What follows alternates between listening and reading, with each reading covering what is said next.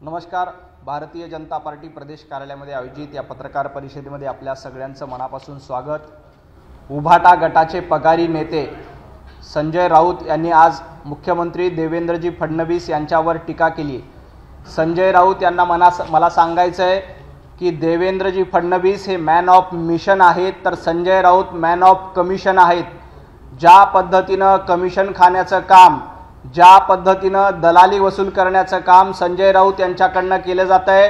अलिबागमध्ये संजय राऊत यांच्या नावानं 10 प्लॉट आहेत आणि हे 10 प्लॉट कशा पद्धतीनं खरेदी केले, कोणाकोणाकडनं कमिशनच्या माध्यमातून खरेदी केले, त्याचे सगळे सातबारे आमच्याकडे आहेत.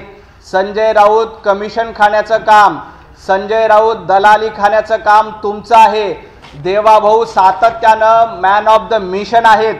ज्या पद्धतीनं महाराष्ट्राचं मिशन हाती घेऊन देवाभाऊंनी महाराष्ट्राचा कायापालट केला, तर तुम्ही खंडणी वसूल करून, तुम्ही कमिशन खाऊन मॅन ऑफ द कमिशन अशा पद्धतीची वागणूक संजय राऊत तुमची आहे. देवाभाऊंनी मॅन ऑफ द मिशनच्या नावाने मुंबईचा विकास केला, मुंबईमध्ये मेट्रो आणली, अटल सेतू बांधला, कोस्टल रोड बांधला. तुम्ही मॅन ऑफ द कमिशन खाऊन पत्राचा घडवली. तुम्ही मॅन ऑफ द कमिशन खाऊन अलिबागमध्ये 10 प्लॉट घेतले. तुम्ही मॅन ऑफ द कमिशन म्हणून मुंबईतल्या मराठी माणसाचं घर लुटण्याचं काम संजय राऊत तुम्ही केलं. त्यामुळे देवेंद्रजींवर टीका करण्याची तुमची पात्रता नाही. मॅन ऑफ द मिशन असलेल्या माणसावर तुम्ही टीका करू नका. देवाभाऊंनी सातत्यानं महाराष्ट्राचं हित बघितलंय, महाराष्ट्राचा विकास बघितला. तुम्ही मात्र फक्त आणि फक्त कमिशन खोरी बघितलेली आहे. त्यामुळे मॅन ऑफ द कमिशन महाराष्ट्रातले कोण असतील तर ते पगारी नेते संजय राऊत आहेत. उद्धव ठाकरे यांच्याकडनं पगार घेऊन ज्या पद्धतीनं तुम्ही पगारी नेतृत्व करताय, तुमचं पगारी नेतृत्व महाराष्ट्राला माहिती आहे. Devabhau man of the mission, तर Sanjay Raut man of the commission आहेत. काल मुख्यमंत्र्यांनी उद्धव ठाकरे गटावर टीका केल्यानंतर संजय राऊतांनी आज सातत्यानं अनेक वेळा मुख्यमंत्र्यांवर टीका केली आहे. देवेंद्र फडणवीस हे मूळचट आणि पोळचट. आता isakal.com आहे देशातील नंबर 1 ची मराठी न्यूज वेबसाईट. प्रत्येक अपडेटसाठी isakal.com ला नक्की भेट द्या. बावळट आणि खुळचट कोण होतं हे महाराष्ट्रानं बघितलंय. 2.5 वर्षाच्या काळात बावळटपणा कोणी केला होता, 2.5 वर्षाच्या काळात खुळचटपणा कोणी केला होता. बावळट मुख्यमंत्री म्हणून कुणाकडे महाराष्ट्र बघतोय हे आम्हाला माहित आहे. संजय राऊत, देवेंद्रजी फडणवीस हे काय आहेत महाराष्ट्रानं एकदा नाही, दोनदा नाही, तर 3दा बघितलंय. देवाभाऊंना 3 वेळेला महाराष्ट्रानं भरभरून आशीर्वाद दिलं आणि 3 वेळेला मुख्यमंत्री केलं. त्यांना तुम्ही बावळट म्हणतात. अहो, बावळट आणि खुळचट तुम्ही होतात. महाराष्ट्राचे बावळट मुख्यमंत्री कोण आहेत ही जर का स्पर्धा घेतली तर त्याच्यामध्ये उद्धवजी ठाकरे यांना निर्विवादपणे पहिल्या क्रमांकावरचं यश मिळेल. अशा पद्धतीचा बावळटपणा 2.5 वर्षाच्या कारकिर्दीत केला जातो. बावळटपणा काय असतो तर 2.5 वर्षामध्ये 2.5 दिवस मुख्यमंत्री म्हणून मंत्रालयात जाणं याला बावळटपणा म्हणतात. 100 कोटीची रोज वसुली करणं याला बावळटपणा म्हणतात. मुंबईमध्ये मराठी माणसाला बेघर करणं याला बावळटपणा म्हणतात. मुंबईतल्या मराठी माणसाचं कमिशन खाणं याला बावळटपणा म्हणतात. मुंबईमध्ये कोविडमध्ये माणूस मरत असताना घरात बसून राहणं याला बावळटपणा म्हणतात. ज्या पद्धतीनं वाझे काय लादेन आहे का अशा पद्धतीचं वक्तव्य करणं याला बावळटपणा म्हणतात. त्यामुळे बावळटपणाचं शिलेदार, बावळटपणाचं नेतृत्व कोणाचं आहे हे महाराष्ट्राची जनता ओळखून आहे. एक मिनिट. शेतकरी प्रश्नांच्या संदर्भात जी मदत करतं मराठवाड्यात पोहोचते त्या संदर्भात सुद्धा त्यांनी टीका केली आहे. शेतकरी मदतीच्या संदर्भात फडणवीस कंजूस आहेत आणि ते त्याच पद्धतीनं हळूहळू शेतकऱ्यांना मदत करतात असं त्यांनी. देवाभाऊ कंजूस नाहीत तर देवाभाऊ दिलदार आहेत. देवाभाऊंनी 2017ला कर्जमाफी केली आणि महाराष्ट्रातल्या शेतकऱ्यांना दिलासा दिला. उद्धवजी ठाकरे कंजूसपणा काय असतो तुमच्या दुष्काळ दौऱ्यामध्ये आम्ही बघितलं. शेतकरी तुम्हाला विचारत होता की आम्हाला काहीतरी मदत करा, तेव्हा उद्धवजी ठाकरे म्हणत होते की माझे हात रिकामे आहेत, माझे हात रिकामे आहेत असं म्हणणं याला कंजूसपणा म्हणतात. तर शेतकऱ्यांचा सातबारा कोरा करून शेतकऱ्याला आधार देणं याला दिलदारपणा म्हणतात आणि देवेंद्रजी फडणवीस सातत्यानं इथल्या शेतकऱ्यांच्या पाठीशी उभे राहिलेत। उद्धवजी ठाकरे तुमच्या तोंडावर मराठवाड्यातल्या शेतकऱ्यांनी सांगितलं की आम्हाला तुमच्या कर्जमाफीची दमडी देखील मिळाली नाही, त्याला कंजूसपणा म्हणतात। तर 2017 साली जी कर्जमाफी देवेंद्रजींनी केली त्याला दिलदारपणा म्हणतात। त्यामुळे कंजूस तुम्ही आहात। पगारी नेते संजय राऊत यांनी कंजूसपणाच्या भाषा करू नयेत। कंजूस मुख्यमंत्री काय होते आणि दिलदार मुख्यमंत्री काय आहेत? देवाभाऊ दिलदार आहेत, त्यामुळे एकदा नाही दोनदा नाही तर तीनदा त्यांना निवडून दिले। पंतप्रधान नरेंद्र मोदींवर एक त्यांनी टीका केली आहे की मराठवाड्यातला शेतकरी मदतीच्या प्रतीक्षेत आहे, तो याचना करतोय आणि आता पुढच्या आठवड्यात पंतप्रधान मोदी येतील, सभा घेतील आणि सभेच्या माध्यमातून शेतकऱ्यांना मदत दिल्याचं जाहीर करतील। मोदींची नक्कल केली त्यांनी या सगळ्या। खरं तर तुम्ही शिवाजी पार्कवर शिवतीर्थावर जी सभा घेतली त्या सभेमध्ये 1 रुपयाच्या मदतीची घोषणा तुम्ही केली नाही, साधा बिस्किटचा पुडा तुम्ही दिला नाही। पंतप्रधान नरेंद्र मोदीजी असतील, देवाभाऊ असतील, सातत्यानं शेतकऱ्यांच्या सोबत आहेत। पहिल्या टप्प्यामध्ये 2,500 कोटी शेतकऱ्यांच्या खात्यावर जमा होत आहेत। एवढंच नाही तर दिवाळीच्या पूर्वी सर्व शेतकऱ्यांना मदत दिली जाईल हे देखील आम्ही सांगतोय आणि त्याचा पहिला हप्ता हा दिवाळीच्या आधी प्रत्येक शेतकऱ्यांच्या खात्यामध्ये जमा होईल। जे पूरग्रस्त आहेत, ज्यांच्या घरामध्ये पूर गेला, अशा प्रत्येकाला 10,000 रुपयाची मदत राज्य सरकारकडनं केली जाते। तुम्ही काय केलं? तुम्ही 1 रुपया देखील दिला नाही। तुम्हाला फक्त कोरड्या घोषणा करायचं माहिती आहे। तुम्ही मुख्यमंत्री असताना तुमच्या आठवणीसाठी सांगतो, कोकणामध्ये तोक्ते वादळ आलं होतं, सुपारीच्या बागा उद्ध्वस्त झाल्या होत्या। कोकणातील त्या दुष्काळग्रस्त शेतकऱ्यांना कोकणामध्ये तोक्ते वादळामध्ये ज्यांचं नुकसान झालं अशा एकाही शेतकऱ्यांना उद्धवजी ठाकरे मुख्यमंत्री असताना 1 रुपया मिळाला नव्हता।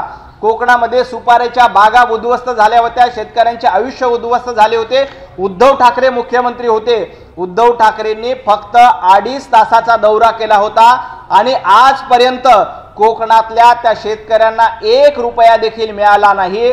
उद्धवजी ठाकरे जरा त्यांना मदत करायचं बघा।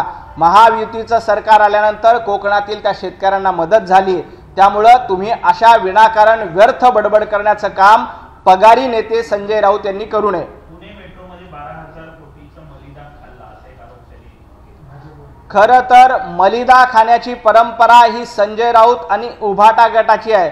मी मलिदा खाण्याचं एक उदाहरण तुम्हाला देतो। महाराष्ट्रामध्ये महाविकास आघाडीचं सरकार असताना रोज 100 कोटी रुपये वसूल केले जायचे। याचा हिशोब लावला तर जवळपास 9.5 लाख कोटी रुपयाचा मलिदा संजय राऊत तुम्ही खाल्ला। पत्राचाळीमध्ये जवळपास 1,500 कोटीचा मलिदा तुम्ही खाल्ला। एवढंच काय, कोविडच्या काळामध्ये लोक मरत असताना खिचडी घोटाळा करून मलिदा खिचडी खाण्याचं काम संजय राऊत तुम्ही केलेलं आहे।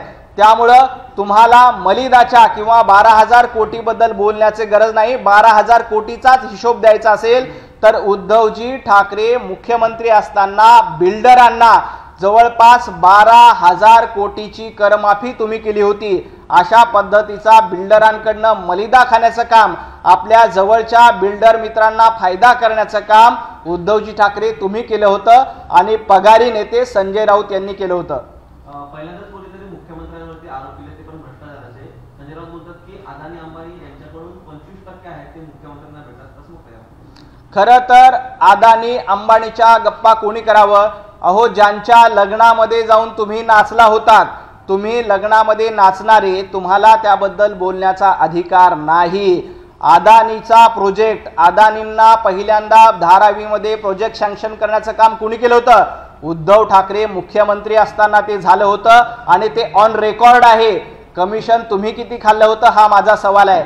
आणि ज्यांनी रोज 100 कोटी रुपये वसुली अंबानींच्या घराच्या बाहेर वाजेच्या माध्यमातून ज्यांनी बॉम्ब प्लांट केले होते त्यांनी कमिशनच्या गप्पा कराव्यात। अहो, तुम्हाला जेव्हा वाजेबद्दल प्रश्न विचारला तेव्हा वाजे काय लादेन आहे का, अशा पद्धतीचं समर्थन उद्धवजी ठाकरे तुम्ही केलं होतं। त्यामुळे त्यांच्याकडनं तुम्ही किती कमिशन घेतलं होतं आणि कोविडच्या काळामध्ये रोज 100 कोटीच्या वसुलीचं टार्गेट कोणी केलं होतं हे महाराष्ट्राला माहिती आहे। त्यांनी अशा पद्धतीनं अदानी आणि अंबानींच्या गप्पा करू नयेत। मुंबईत दसरा मेळावा झाला तर एकनाथ शिंदेंनी दसऱ्याच्या अमित शहांची पाद्यपूजा केली आहे असं एक संजय राऊतांनी म्हटलं. खरं तर पगारी नेते संजय राऊत यांनी सोनिया गांधींच्या पादुकाचं पाद्यपूजन केलं पाहिजे. पगारी नेते संजय राऊत यांनी राहुल गांधींच्या पादुकांचं पूजन केलं पाहिजे. पगारी नेते संजय राऊत यांनी राहुल गांधींच्या प्रतिमेचं पूजन केलं पाहिजे, त्यांच्या पादुकेचं पूजन केलं पाहिजे. ज्या पद्धतीनं काँग्रेसची दलाली करण्याचं काम, सोनिया गांधी यांची दलाली करण्याचं काम संजय राऊत यांच्याकडनं केला जातोय, त्यामुळं त्यांनी आधी राहुल गांधींची पाद्यपूजा करावी, सोनिया गांधींची पाद्यपूजा करावी. सातत्यानं काँग्रेसकडनं स्वातंत्र्यवीर सावरकरांचा अपमान केला जातोय, तरी देखील तुम्ही राहुल गांधीबद्दल चकार शब्द बोलत नाहीत, तुम्ही काँग्रेसबद्दल चकार शब्द बोलत नाहीत. पाद्यपूजा करायचीच असेल तर ती पाद्यपूजा पगारी नेते संजय राऊत यांच्याकडनं राहुल गांधींची सुरू आहे, ती पाद्यपूजा सोनिया गांधींची सुरू आहे आणि काँग्रेसची धूळ चाटण्याचं काम, काँग्रेसचे पाय चाटण्याचं काम पगारी नेते संजय राऊत करतायत.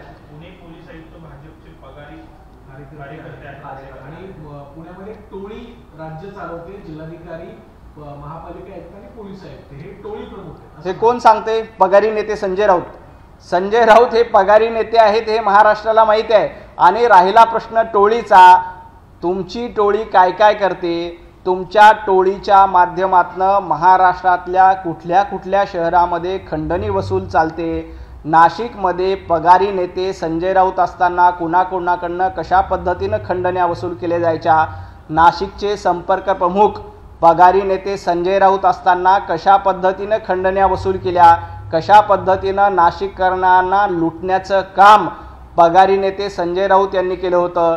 सामना दैनिकाच्या माध्यमातून ब्लॅकमेल करून पगारी नेते संजय राऊत कुणाकुणाला कशा पद्धतीने लुटतात याचा संपूर्ण हिशोब आमच्याकडे आहे. तुमचे सातबारे देखील आमच्याकडे आहेत.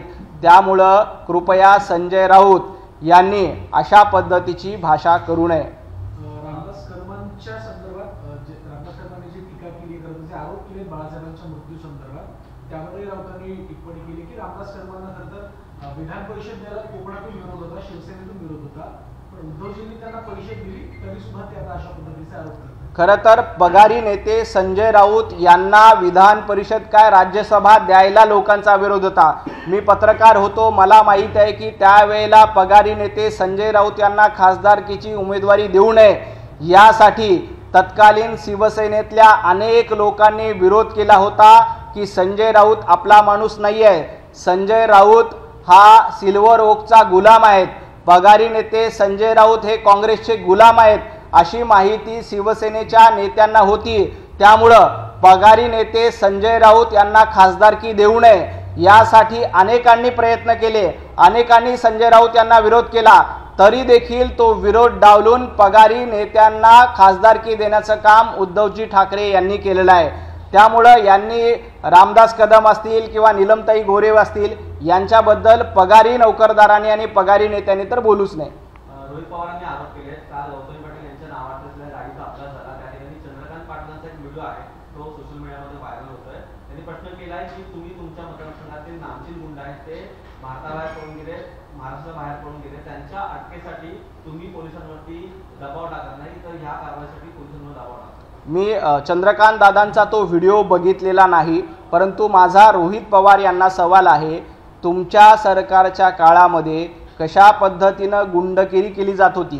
तुमच्या सरकारच्या काळामध्ये कशा पद्धतीनं शेतकऱ्यांवर गोळीबार केला जात होता?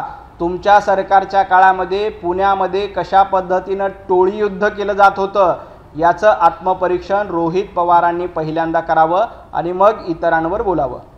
राज्य सरकारने नाईट लाईफच्या संदर्भात एक निर्णय घेतला, त्यावर आता काल आदित्य ठाकरेंनी भाजपला उद्देशून ट्विट केलंय की जेव्हा माझ्या काळामध्ये आम्ही नाईट लाईफच्या संदर्भात निर्णय घेण्याचा प्रयत्न केला, भाजपने तेव्हा टीका केली. आता नेमकं भाजपचं मत नाईट लाईफ बद्दल का बदललं, भाजपनं भूमिका का बदलली असं प्रश्न केला. पब, पार्टी आणि पेंग्विन याचं समर्थन करणाऱ्या आदित्यजी ठाकरे यांनी कृपया नाईट लाईफबद्दल न बोललेलं बरं. त्यांचे काय काय कारनामे आहेत हे महाराष्ट्रासमोर आमचे नितेशजी राणे वेळोवेळी आणतात. खूप खूप धन्यवाद. देश विदेशातील प्रत्येक घडामोडींचे लाईव्ह अपडेट मिळवण्यासाठी आता साम टीव्हीच्या सर्व सोशल मीडिया प्लॅटफॉर्मला लाईक, फॉलो आणि सबस्क्राईब करा. तसंच सर्व नोटिफिकेशनसाठी बेल आयकॉन प्रेस करायला विसरू नका.